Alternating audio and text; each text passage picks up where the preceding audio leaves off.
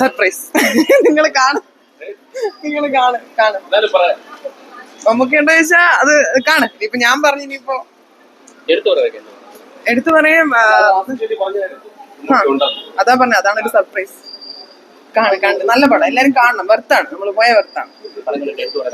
എന്തോ എടുത്തു പറയാൻ ചില ഡയലോഗ്സ് നമുക്ക് അതിന്റെ അവരുടെ മാനറിസംസ് ഒക്കെ നമ്മളെ പെട്ടെന്ന് എന്താ പറയാ കുറച്ച് ഇമോഷണലി ഡൗൺ ആക്കും. പിന്നെ നന്നായിട്ടുണ്ട്, എല്ലാം നല്ല പ്രസന്റ് ചെയ്തിട്ടുണ്ട്. അനശ്വര നല്ലൊരു ഭംഗിയുണ്ടായിരുന്നു, നല്ല രസമുണ്ടായിരുന്നു കാണാനും. ബൈ, നന്നായിട്ടുണ്ട്, കാണും. നന്നായിട്ട് എക്സിക്യൂട്ട് ചെയ്തിട്ടുണ്ട്. പല സിനിമകളുടെ എക്സിക്യൂഷൻ അതിനകത്ത് നന്നായിട്ട് വന്നിട്ടുണ്ട്. ഗംഭീരമായിരിക്കുന്നു, നല്ലൊരു വർക്ക്. ആ സിനിമയുടെ അങ്ങനെയല്ല, ആ സിനിമയുടെ ഒരു പ്രധാന ഘടകം ഇതിനകത്ത് യൂസ് ചെയ്യുന്നുണ്ട്. അപ്പൊ അത് ഈ സിനിമയിൽ ത്രൂ ഔട്ട് സിനിമ തുടങ്ങുന്ന പോലെ അവസാനം വരെ ആ ഒരു കഥയുടെ ഒരു പോർഷൻ അങ്ങനെയാണ് പോകുന്നത്, ആ ഒരു സിനിമയുടെ ലൊക്കേഷൻ. പക്ഷെ ഗംഭീരമായിട്ട് വന്നിട്ടുണ്ട്, നന്നായിരിക്കും. ഉണ്ട്, കണ്ടു നോക്കിയാൽ മതി, നല്ല സിനിമ ഉണ്ട്, കാണാൻ നല്ല സിനിമ. ത്രില്ലറും എല്ലാം ഉണ്ട്. ഇൻവെസ്റ്റിഗേഷൻ ത്രില്ലറാണ്. ഈ വർഷത്തെ ആദ്യത്തെ ഹിറ്റാണോ? സ്ട്രൈറ്റ് ആയിട്ടുള്ള സ്റ്റോറി ടെല്ലിംഗ് ആണ്, അല്ലാതെ വില്ലനെ ലാസ്റ്റ് ക്ലൈമാക്സ് ആ സെറ്റപ്പ് അല്ല. ഗ്രിപ്പിംഗ് ആണ്. ഫസ്റ്റ് ഹാഫ് ലെങ്ത് കുറവാണെന്ന് തോന്നുന്നു, സെക്കൻഡ് ഹാഫ് കുറച്ച് കൂടുതലുണ്ട്. പക്ഷെ 2.5 മണിക്കൂർ താഴെ ഉള്ളൂ. നല്ല BGM ടോപ്പ് നോച്ച്. പെർഫോമൻസ് ഒക്കെ എങ്ങനെയുണ്ടായിരുന്നു? പെർഫോമൻസ് ആസിഫ് അലി അറിയാലോ, പുള്ളി നന്നായിട്ട് തന്നെ പെർഫോം ചെയ്തു. കിഷ്കിന്താണ്ടൊക്കെ പറയാൻ പറ്റില്ല. കിഷ്കിന്താണ്ട് കുറച്ചുകൂടെ സ്ലോ പേസ്ഡ് ആയിട്ടാണ് എനിക്ക് ഫീൽ ചെയ്യുന്നത്. നല്ല ഗംഭീര സിനിമയാണ്. അതൊരു മിസ്റ്ററി അല്ലേ, ഇത് മിസ്റ്ററി ഒന്നുമില്ല, ഇൻവെസ്റ്റിഗേഷൻ തന്നെയാണ്.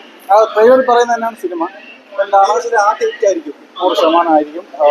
പിന്നെ ഈ ഓൾട്ടർനേറ്റ് ഹിസ്റ്ററി എന്ന് പറയുന്നത് ഇതുവരെ ഇവിടെ എക്സ്പ്ലോർ ചെയ്യാത്തൊരു അത് ഇനി ഉണ്ടാവും തന്നെ. കാരണം ഇതിന്റെ പിറകിൽ ഭയങ്കര ഒരു റൈറ്റിംഗ് ഉണ്ട്, കഷ്ടപ്പാടുണ്ട്. അതായത് ഈ ഒരു സിനിമയല്ല, സത്യം പറഞ്ഞാൽ അത് കാണുമ്പോൾ മനസ്സിലാവും. കാതോട് കാതോട് മാത്രമല്ല, വേറെയും കുറേ സിനിമകളുടെ റെഫറൻസ് ഉണ്ട്. ആ റെഫറൻസുകളുടെ സിനിമയിൽ കണക്ട് ചെയ്യുന്ന രീതി ഉണ്ടല്ലോ, സംവിധായകൻ ജോഫിന് ഭയങ്കര കഷ്ടപ്പെട്ടിട്ടുണ്ട്. കാരണം അല്ലാതെ അത് പറ്റില്ല. പിന്നെ ഒരുപാട് റെഫറൻസ്, ഒരുപാട് ഭരത് സാർ ഉൾപ്പെടെ കമൽ സാർ ഉൾപ്പെടെ ഉള്ളവരുടെ പഴയ കാലഘട്ടം കാണിക്കുന്നുണ്ട്. അതിനുവേണ്ടി കാസ്റ്റ് ചെയ്ത ആൾക്കാരുടെ ലെവല് ഗംഭീരമായിട്ടുണ്ട്, നന്നായിട്ട് തന്നെ ചെയ്തിട്ടുണ്ട്. പിന്നെ എനിക്ക് തോന്നുന്നു, ഞാൻ നേരത്തെ പറഞ്ഞല്ലേ, ഇപ്പോൾ ഇൻഗ്ലോറിയസ് ബാസ്റ്റേഴ്സ് ആയിരിക്കും എല്ലാവരും പറയുന്ന ഓൾട്ടർനേറ്റീവ് ടൊറന്റിനോട് പടം. അതല്ലെങ്കിൽ ഇന്ത്യയിൽ പറയുകയാണെങ്കിൽ ഹേറാമാണ് ഹിസ്റ്ററി, ഓൾട്ടർനേറ്റ് ഹിസ്റ്ററിയാണ്. നടന്നു പോകണമെന്ന് ചോദിച്ചാൽ നടന്നതല്ല, പക്ഷെ ആ സംഭവങ്ങൾ നടന്നിട്ടുണ്ട്. അത് വെച്ചിട്ട് ഗംഭീരമാണ്. പക്ഷെ എനിക്ക് തോന്നുന്നു ഇത് തുടക്കമാവട്ടെ, ഇനി ഇതുപോലെ സിനിമകൾ വരട്ടെ. പിന്നെ നല്ലൊരു ചാൻസ് ഉണ്ട്, 100% ആയിരിക്കും. ഞാൻ ഐഡന്റിറ്റി കണ്ടതാണ്, ഐഡന്റിറ്റി ഹിറ്റാകുന്ന പ്രതീക്ഷയെ. പക്ഷെ എന്തോ ആയില്ല, ഇത് 100% ഹിറ്റാവാനുള്ള എല്ലാ സാധ്യതയും ഉണ്ട്. ആസിഫ് അലി സ്റ്റാർട്ട് ചെയ്ത് വെച്ചിട്ടുണ്ട്. Okay bro, thanks. ആസിഫിന്റെ പെർഫോമൻസ് നന്നായിരുന്നു. പിന്നെ പുഷ്പ നന്നായിരുന്നു. പുഷ്പ എന്ന് പറഞ്ഞ ക്യാരക്ടർ